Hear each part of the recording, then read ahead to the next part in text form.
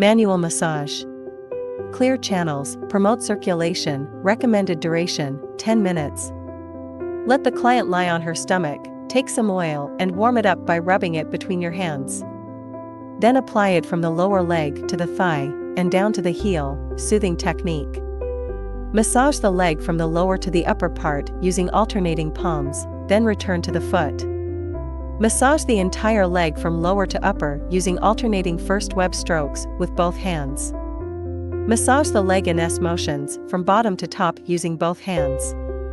Alternately push the leg from lower to upper using the bent fingers of both hands. Soothing technique. Repeat on the other side. Wipe the treatment area with a towel. Clear channels, promote circulation, recommended duration, 10 minutes. Let the client lie on her back, place some oil in your hands, warm it up by rubbing, and then stroke from the foot to the root of thigh, soothing act. Alternately push the leg from lower to upper with both palms, and then return to the foot. Massage the entire leg from lower to upper using alternating first web strokes with both hands.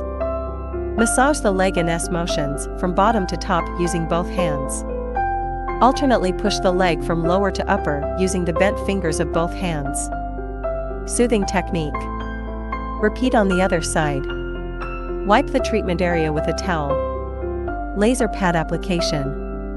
Enhances body shaping and boosts metabolism. Parameter setting.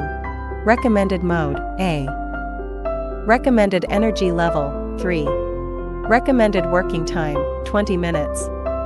Take a strap, select from short, medium, and long straps according to individual size, and fix it on the thigh. Insert the laser pads into the strap. Let it work for 20 minutes. Turn off the instrument, remove the pads, release the strap, and finish.